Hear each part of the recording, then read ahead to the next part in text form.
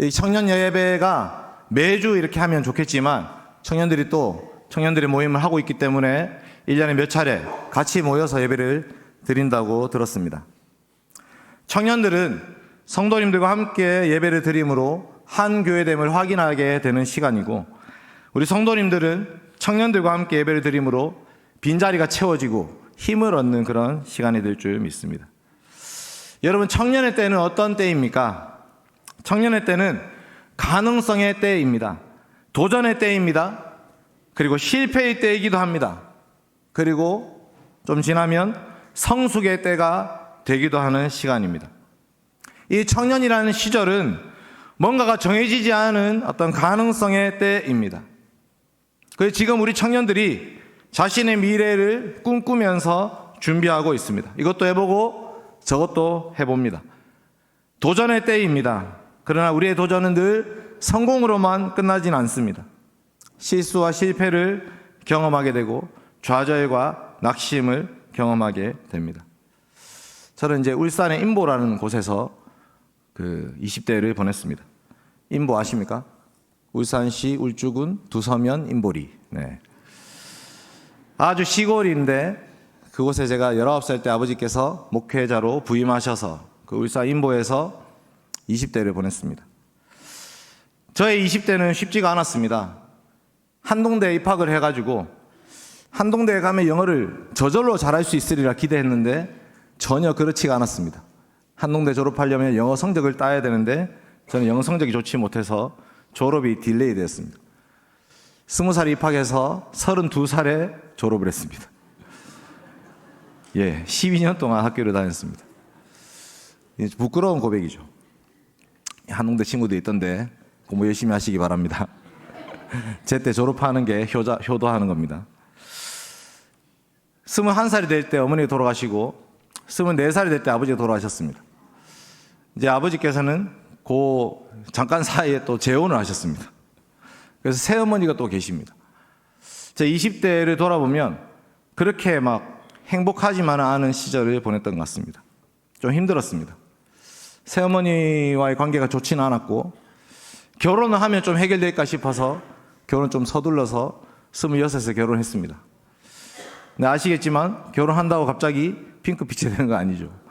네, 상당히 많이 싸우고 집사람 애기 유산도 하고 그렇게 20대를 보냈습니다. 평신도간사 사역을 시작했는데 평신도간사도 쉽지는 않았습니다. 저는 공대생이었기 때문에 말씀을 전한다고 하는 이런 사역이 너무 어색했고 말하는 것이 두려웠고 글쓰기도 힘들었고 문사철이라고 하죠. 인문학, 역사, 철학, 이것이 참 저한테 어려운 분야였습니다.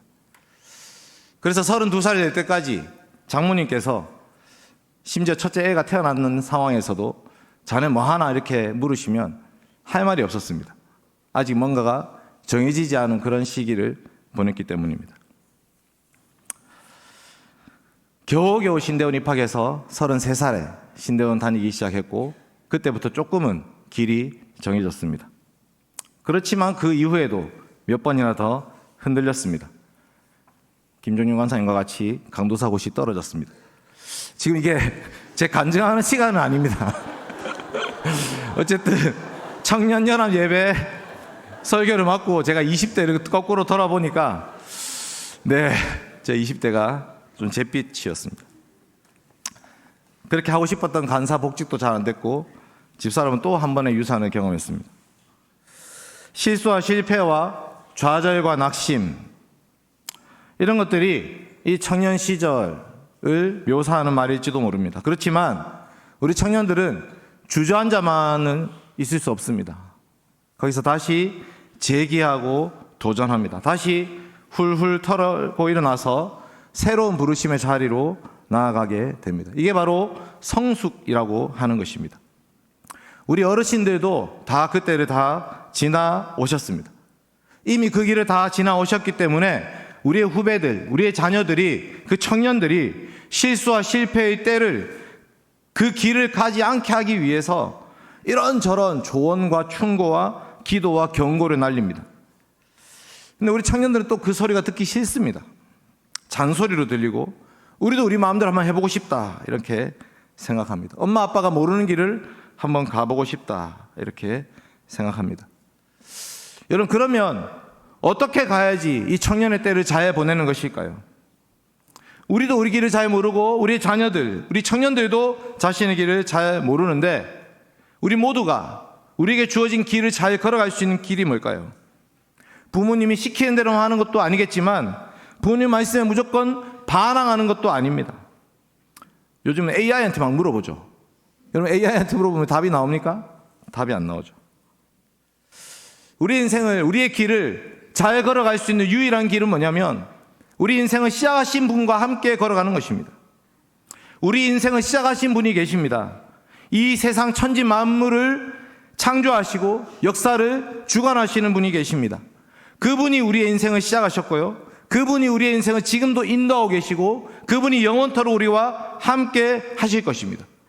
우리가 그분과 함께 동행한다면 더 이상 흔들릴 필요가 없는 것입니다. 간혹 사망의 음침한 골짜기를 걸어갈 때도 있을 것입니다. 그렇지만 그분이 우리와 함께 하신다면 우리는 두려워하지 않을 수 있습니다. 그분이 누구이십니까? 우리 주 예수 그리스도이십니다. 저는 오늘 이 시편 110편 말씀을 통해서 우리 주 예수 그리스도의 복음을 선포하고자 합니다. 오늘 설교의 제목은 새벽일새 같은 주의 청년들아입니다. 대지는 크게 세 가지입니다. 첫째로 헌신의 근거가 무엇인가? 이 새벽일새 같은 주의 청년들이 주께로 자기 인생을 헌신할 수 있는 근거는 무엇입니까? 우리 주 예수 그리스도께서 왕좌에 앉아 계신다는 것입니다. 그분이 우리를 통치하신다는 것입니다. 두 번째, 이 헌신의 자리가 어디인가? 이 청년들이 헌신해야 될 자리는요, 예배의 자리입니다. 오늘 이렇게 앉아있는 이 예배의 자리가 바로 헌신의 자리입니다. 세 번째, 헌신의 열매는 무엇인가? 승리입니다. 우리 주님께서 왕좌에 앉으셔서 자기 백성들을 불러 모으시며 그들과 함께 길을 걸어가시고 마침내 영원한 승리를 우리에게 안겨주실 것입니다. 이것이 바로 시편 110편 말씀입니다. 첫 번째로 헌신의 근거를 한번 봅시다. 시편 110편 1절 한번 보겠습니다. 1절 같이 읽겠습니다. 시작. 여호와께서 내 주에게 말씀하시기를 내가 내 원수들로 내 발판이 되게 하기까지 너는 내 오른쪽에 앉아있으라 하셨도다. 아멘. 그 위에 보면 표제가 있습니다. 표제. 다윗의 시라고 되어 있습니다. 시편 110편은 다윗의 시입니다. 여러분, 다윗은 이스라엘의 왕이었습니다. 어쩌면 다윗은 평생 그 이스라엘의 나라의 영토를 회복하기 위해서 주변의 강대국들과 끊임없이 전쟁을 치러했던 전사였습니다. 그런데 오늘 말씀에 다윗의 고백은 무엇인가? 진짜 왕은 자기가 아니라 다른 분이 계시다라고 고백하고 있는 것입니다. 오늘 말씀에 주라고 번역된 분이 계십니다. 여호와께서 내 주에게 말씀하시기를, 여호와가 계시고 주님이 계십니다. 그 주님은 여호와와 구별되는 분이십니다. 여호와 하나님은 성부 하나님이십니다. 성부 하나님께서 내 주를 부르고 계시는 것입니다. 그 주님이 여호와의 우편에 앉으셔서 왕권을 행사하십니다. 여호와께서는 힘의 권능, 그 권능의 지팡이를 내어 주십니다. 주님이 그 귤을 가지고 원수들 가운데 통치하십니다. 이 주님이 바로 성자 예수 그리스도이십니다. 성령의 영감으로 기록된 이 말씀은 아직은 다윗의 자손 예수 그리스도께서 오시기 전임에도 불구하고 다윗은 장차 오셔서 우리를 구원하실 메시아에 대한 예언을 한 것입니다. 예수님은 바로 이 점을 꼬집어서 유대인들아, 너희가 기다리는 그 메시아가 바로 다윗의 후손이면서 다윗은 또한 그분을 주님으로 섬겼다라고 말하고 있습니다. 다윗은 자신이 전쟁을 치르고 있긴 하지만 이 전쟁 이면에 진짜 왕이 계시다는 것을 알고 있었습니다. 자신은 마치 여호수아처럼 그 밑에서 전쟁을 치르는 사람일 뿐입니다. 진짜 이 나라를 통치하시는 분, 이 전쟁의 왕은 누구신가? 그분은 바로 예수 그리스도이시다. 메시아가 계신다. 여러분, 다윗은 골리앗을 두려워하지 않았습니다. 모압과 암몬과 에돔과 블레셋을 두려워하지 않았습니다. 아말렉과 아람과 소바와 다메섹과 하맛과 맞서 싸웠습니다. 왜냐하면 이 전쟁은 자기 자신만의 전쟁이 아니라 여호와와 그 그리스도의 전쟁이었기 때문입니다. 사랑하는 미포교회 성도 여러분, 청년 여러분, 우리의 싸움은 무엇에 대한 것입니까? 혈과 육에 대한 것이 아닙니다. 우리의 싸움은 혈과 육에 대한 것이 아니요 통치자와 권세자들과 이 어둠의 세상 주관자들과 하늘에 있는 악의 영들을 상대하고 있습니다. 우리는 보이지 않는 악한 영들과 싸우고 있습니다. 그런데 이 전쟁을 앞서 싸우시는 분이 계십니다. 그분이 누구이십니까? 우리 주 예수 그리스도이십니다. 다시 1절 읽어볼까요? 1절 다시 읽겠습니다. 시작. 여호와께서 내 주에게 말씀하시기를 내가 너의 원수들로 너의 발판이 되게 하기까지 너는 내 오른쪽에 앉아있으라 하셨도다. 아멘. 내가 너의 원수들을 너의 발판으로 만들어 줄 것이다. 네가 그것을 밟고 앉을 것이다. 그러므로 너는 그때까지 내 오른쪽에 앉아있어라. 우리 주 예수 그리스도께서는 부활 승천하심으로 말미암아 하늘과 땅의 모든 권세를 그 손에 거머 주셨습니다. 하늘과 땅의 모든 권세를 내게 주셨으니 이제는 예수 그리스도가 왕이라는 선언입니다. 예수님이 온 세상의 왕이시다. 왕좌에 앉으셨다는 뜻입니다. 금홀, 금규를 가지고 예수님이 이 땅을 다스리고 계십니다. 원수들이 여전히 존재하고 있지만 원수들 가운데서 좌정하셔서 다스리신다고 말하고 있습니다. 그 무슨 말입니까? 일제 시대에 온 한반도가 일본 제국의 통치하에 있음에도 불구하고 우리 독립군들은 임시 정부를 세워서 이 땅의 통치자는 바로 대한민국이다. 이 땅의 통치자는 일본이 아니다라고 선언한 것과 같습니다. 지금은 비록 세상이 득세하는 것 같고, 지금은 비록 바다 짐승과 땅의 짐승이 이기는 것 같고, 지금은 저 악한 마귀 사탄이 이기는 것 같아도 결국 마침내 승리하실 분은 누구냐면 우리 주 예수 그리스도이신 것입니다. 마침내 어린 양 예수 그리스도께서 이기실 것입니다. 여러분, 예수 그리스도의 십자가와 부활은 저 마귀 사탄의 권세를 깨뜨리신 것입니다. 죄와 죽음의 권세를 깨뜨리신 것입니다. 이 땅에 하나님의 나라가 임하였다는 것을 선포하는 것입니다. 사도들은 그 복음을 담대히 선포하기 시작했습니다. 이 은혜의 복음으로 말미암아 하나님은 하나님의 백성들을 모으고 계시고 하나님의 나라를, 하나님의 교회를 세우고 계십니다. 여러분, 교회는 전쟁이 끝난 곳에 세워진 공동체가 아닙니다. 여전히 지금도 저 세상에는 원수 대적 마귀 사탄이 끊임없이 우리를 괴롭히고 있고 대적하고 있습니다. 그럼에도 불구하고 우리는 이 땅을 통치하는 분이 바로 우리 주 예수 그리스도라는 것을 믿고 고백하는 자리가 바로 오늘의 이 예배의 자리인 것입니다. 예수님의 통치 지팡이, 그 규를 받아서 다스리는 자들, 그분은 예수님의 왕권을 자랑하는 자들입니다. 그게 바로 예배 시간에 선포되는 설교의 말씀을 듣는 것입니다. 예수님은 말씀으로 우리를 통치하고 다스리고 계십니다. 예배 시간, 설교 시간은 예수님이 이 우리들을 다스리는 자리인 것입니다. 우리는 그 말씀을 듣고 순종함으로 왕의 통치를 받아들이셔야 됩니다. 두 번째로 이 헌신의 자리, 청년들이 헌신을 하는데 그 자리가 어디냐? 3절 한번 볼까요? 3절. 시편 110편 3절 말씀입니다. 같이 읽겠습니다. 시작. 주의 권능의 날에 주의 백성이 거룩한 옷을 입고 즐거이 헌신하니 새벽 이슬 같은 주의 청년들이 주께 나아오는도다. 아멘. 이제 왕좌에 앉으신 그리스도께서 자기 군사들을 불러 모으고 계십니다. 주의 권능의 날이 언제인가? 왕좌에 좌정하신 날입니다. 전쟁터에 가서 승리하신 날입니다. 대적 원수의 마귀를, 그 머리를 짓밟아 버리신 날입니다. 마침내 대적 영토들을 다 장악해서 자기 나라로 삼으시는 그런 날이 바로 권능의 날입니다. 그런데 오늘 이 문맥상 이 권능의 날은 아직 그 전쟁이 끝나지는 않았지만 왕으로 등극하신 날이라고 볼 수 있습니다. 군사들을 불러 모으고 계십니다. 다윗으로 치면 골리앗을 무너뜨린 바로 그 날입니다.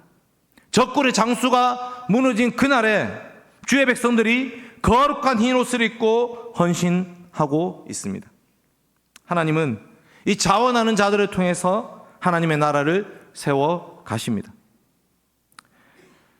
오늘 3절 말씀에 새벽이슬 같은 주의 청년들이라는 표현이 나옵니다. 여러분, 새벽이슬 같은 주의 청년들, 이것을 조금 더 정확하게 번역하면 새벽의 모태로부터, 새벽이라는 그 태로부터 이슬이 태어나듯이 백성들이 헌신하여서 자원하여서 청년들을 내어놓고 있다라고 볼 수 있는 말씀입니다. 이해가 되시죠? 아침에 눈 뜨면 이슬이 확 맺혀 있습니다. 그 이슬은 누가 만드신 것입니까? 물론 하나님이 만드셨죠. 하늘의 하나님께서 이 땅에 이슬을 확 맺히게 하셨습니다. 그런데 마치 그것을 새벽이 잉태해서 이슬을 내어놓는다고 묘사하고 있는 것입니다. 백성들이 주께로 자원하고 헌신해서 주의 청년들을 주께로 내어놓는다라고 말씀하고 있는 것입니다. 마치 한나가 사무엘을 주께로 드린 것처럼, 마치 사도들이 배와 부친을 버려두고 예수를 쫓았던 것처럼 이 백성들이 다 함께 주님을, 예수 그리스도의 왕되심을 선포하고 선언하는 가운데 이 젊은 청년들, 이 이슬 같은 청년들이 주께로 헌신하고 있는 그런 모습입니다. 여러분, 우리 사랑하는 청년 여러분, 여러분은 새벽 이슬 같은 청년들입니다. 영롱하십니까? 영롱하다 아시죠? 반짝반짝하고 빛이 나고 이런 좀 눈을 좀 영롱하게 뜨십시오. 주일 오후 시간에 잠이 오겠지만 우리 청년들을 성경이 묘사하잖아요. 주의 청년들은 새벽 이슬과 같다. 새벽이 내놓은 이슬처럼 영롱하고 빛나고 함께 헌신하여서 주의 나라를 세워가는 자들입니다. 주의 군대들입니다. 우리 주님이 앞서서 싸우실 것입니다.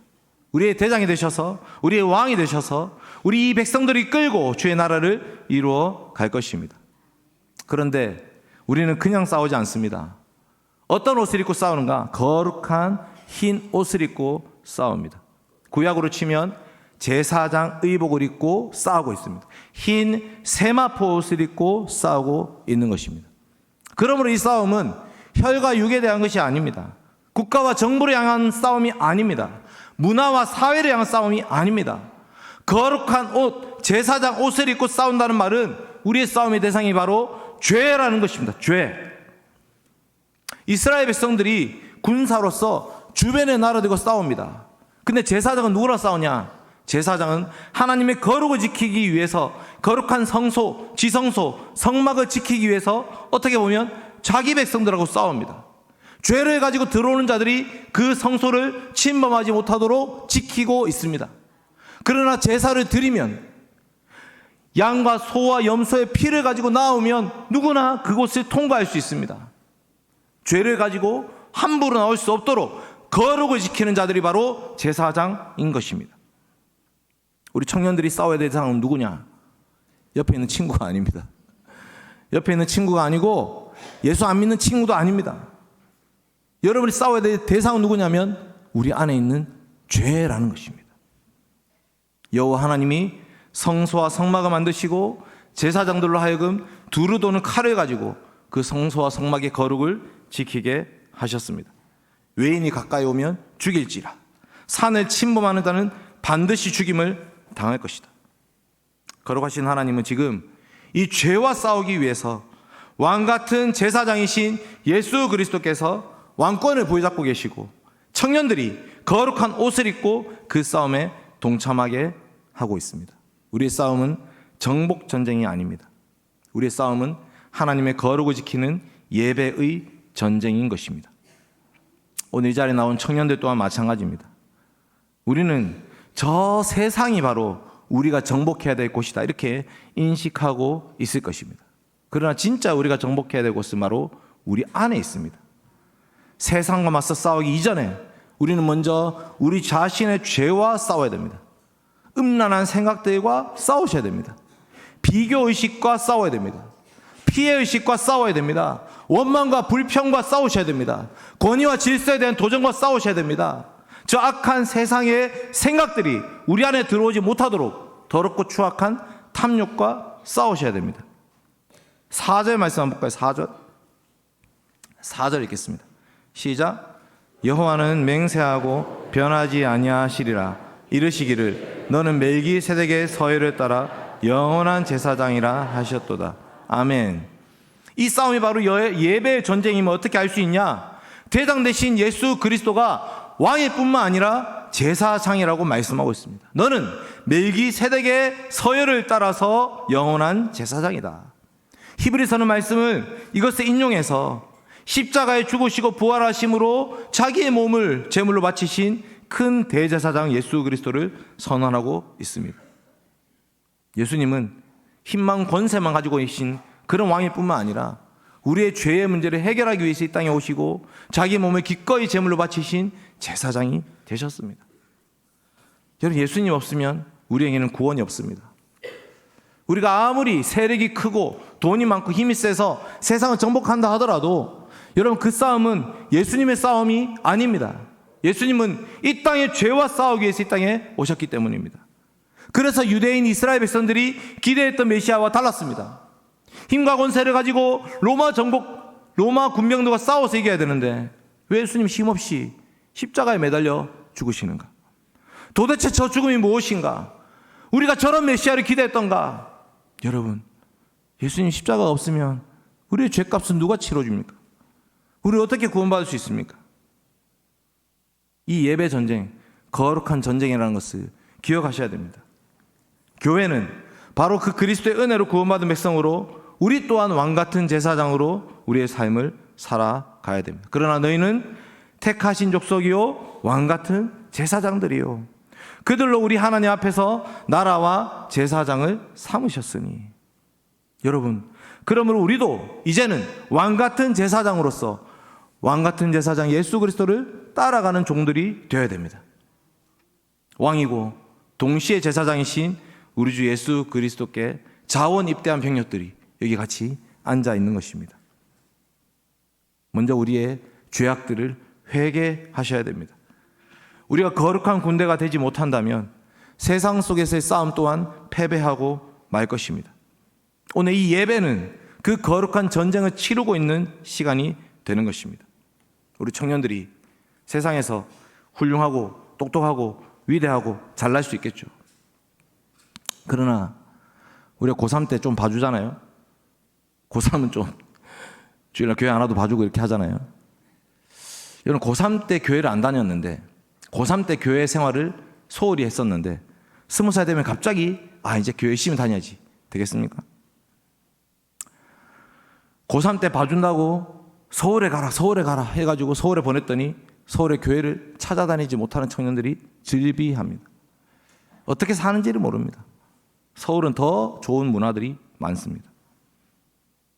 여러분, 고3 때, 고3이 앉아 계신지 모르겠지만 고3 때 예배 전쟁을 치르셔야 됩니다. 이 예배의 자리를 지켜야 됩니다. 가장 바쁘고 가장 힘들 때 정말 중요한 것이 무엇인지를 드러내셔야 됩니다. 오늘 이 설교 준비하면서 제가 이제 기억나는 멘트가 있어서 망해도 좋다, 말씀대로 하자. 누구 멘트인지 모르시죠? 우리 김성원 목사님이 저한테 코칭하면서 이제 목사님 옛날에 청년부 하실 때 망해도 좋다, 말씀대로 하자. 말씀대로 살자.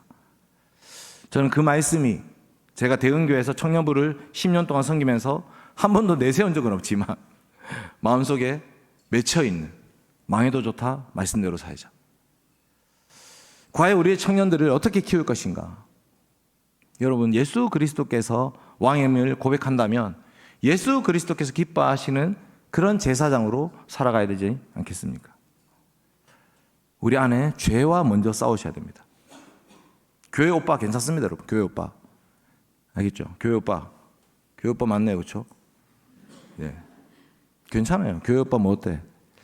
물론 세상적으로 보면 돈도 좀 못 벌고 좀 찌질해 보이고 가난하고 뭐 그렇게 보이죠. 근데 교회 오빠 제일 좋은 거 아닙니까? 아내한테 잘하고 하나님께 예배드리고 아이들 말씀으로 키울 수 있고. 교회 오빠 최고입니다, 여러분.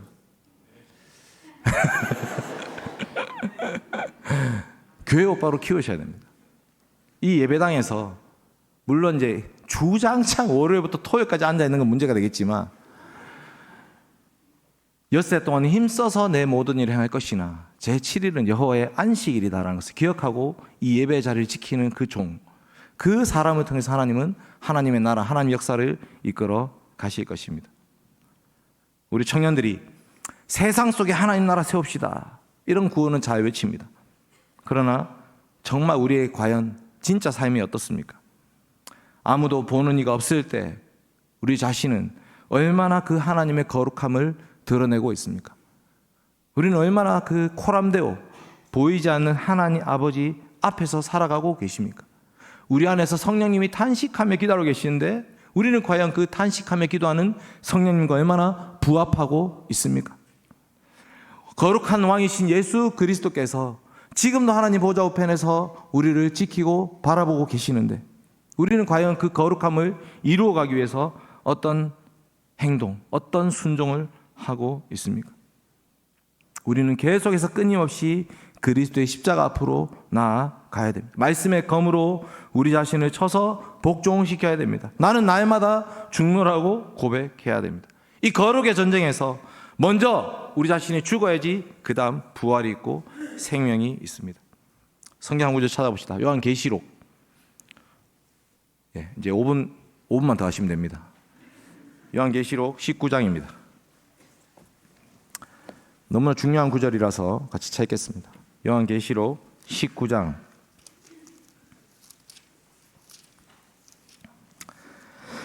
요한계시록 19장 8절 한번 보겠습니다. 8절. 요한계시록 19장 8절입니다. 같이 읽겠습니다. 요한계시록 19장 8절. 시작.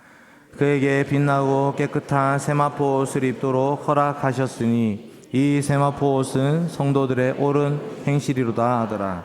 아멘. 우리 주 예수 그리스도께서 우리에게 입혀주신 세마포 옷은 뭐냐면 그리스도에 의해 옷입니다. 우리의 죄를 덮기 위해서 흘리신 십자가의 옷입니다. 성령 하나님의 인도하심을 따라서 우리의 삶을 온전히 주님께 바치고 헌신하는 의의 옷이고 정결의 옷이고 거룩의 옷입니다.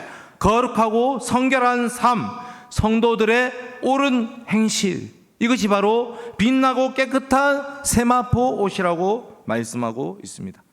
이제 우리도 그 옷을 입고 주님을 따라 전쟁터로 나아가야 됩니다. 우리 헌신의 자리는 어디냐면 예배의 자리인 것입니다.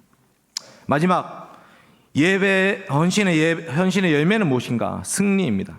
다시 시편 110편으로 찾아오면 5절과 6절 제가 읽겠습니다. 5절과 6절입니다. 주의 오른쪽에 계신 주께서 그의 노하시는 날에 왕들을 쳐서 깨뜨리실 것이라. 문 나라를 심판하여 시체로 가득하게 하시고 여러 나라의 머리를 쳐서 깨뜨리시며. 아멘. 5절에 나오는 그 주는 당신이십니다. 그런데 여호와 오른편에 앉으신 우리 주 예수 그리스도, 앞에 주는 여호와 하나님이시고 그 다음 주님은 예수 그리스도이신데 그 예수 그리스도께서 노하시는 날에 왕들을 쳐서 깨뜨리시고요, 문 나라를 심판하시고 시체로 가득하게 하시고 여러 나라의 머리를 쳐서 깨뜨리실 것입니다.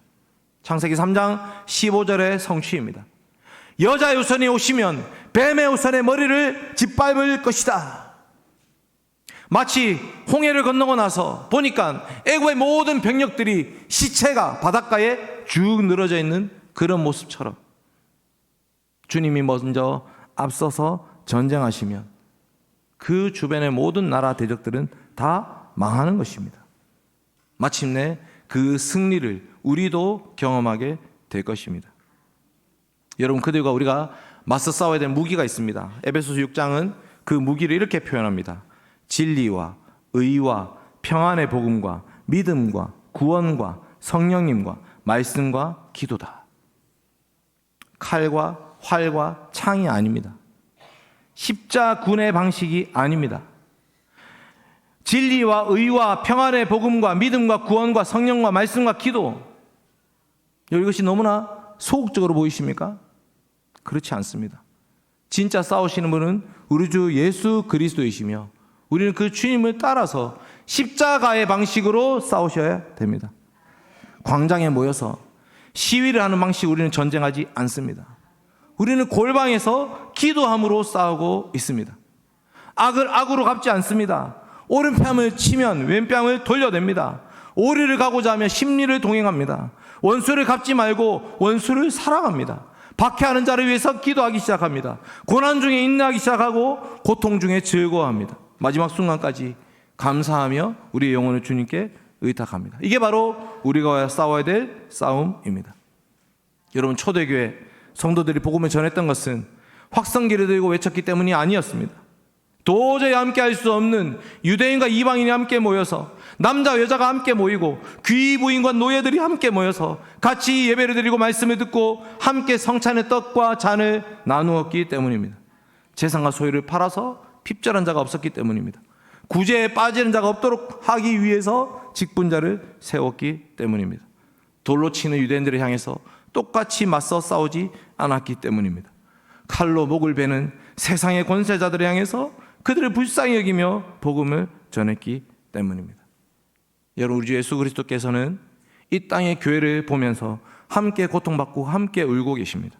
네가 왜 나를 박해하느냐? 이 땅의 교회를 박해하는 것은 주님을 박해하는 것입니다. 교회의 고통에 우리 주 예수 그리스도께서 그 왕좌에 앉으셔서 팔짱 끼고 계신 게 아닙니다. 일어서셔서 스데반의 그 죽음을 바라보시며 품에 안고 계시는 것입니다. 교회의 고통에 우리 주님이 동참하고 있습니다. 그러므로 우리도 이제는 주님의 승리에 동참하게 됩니다. 마지막 7절입니다. 길가의 시냇물을 마심으로 그의 머리를 드시리로다. 왜 길가의 시냇물인가? 아직 전쟁이 끝나지 않았기 때문입니다. 목이 마릅니다. 우리 대장 되신 예수님은 길가의 시냇물로 목을 축이고 계십니다. 생수의 강을 마시는 것입니다. 성령 하나님이 부어주신 능력으로 그 길을 걸어가고 계십니다. 여러분, 우리 또한 마찬가지입니다. 예배를 통해서, 말씀을 통해서, 성찬을 통해서 우리는 길가의 시냇물을 마십니다. 그리고 또다시 우리에게 주어진 전투의 길을 걸어갑니다. 이제 여러분, 고개를 드셔야 됩니다. 자는 사람 깨우는 게 아닙니다. 고개를 드십시오. 고개를 드신다는 말은 우리 주 예수 그리스도께서, 왕같은 제사장이신 주님께서 그분의 머리를 들고 계십니다. 가야 할 길을 내다보고 계시고 내가 무찔러야 될 적군들을 바라보고 계십니다. 우리 미포교회도 그 주님과 연합하여서 주님의 마음으로 주님과 함께 머리를 들고 우리의 싸움을 계속해서 싸우고 승리하는 그런 교회가 되기를 간절히 소망합니다. 우리 미포교회 청년들이 세상 속에 살면서 세상에 동화되지도 않고 세상과 타협하지도 않고, 그렇다고 해서 세상적인 방식으로 세상과 대적하지도 않고 주님의 방법으로 주님의 길을 따라서 주님의 승리에 동참하는 그런 주의 청년들, 새벽에서 같은 그런 주의 청년들 되시길 간절히 소망합니다. 같이 기도하겠습니다. 걸어가신 아버지 하나님, 감사드립니다. 주의 날에 주의 백성들 함께 모여서 예배드리게 하시니 참으로 감사드립니다. 하나님 아버지, 교회의 머리 대신 우리 주 예수 그리스도를 기억합니다. 주님은 십자가에 죽으셨고 부활하셨고 승천하셔서 지금도 왕좌에 앉아 계셔서 우리 교회를 다스리고 계십니다. 우리 인생들, 우리 청년들을 통치하고 계십니다.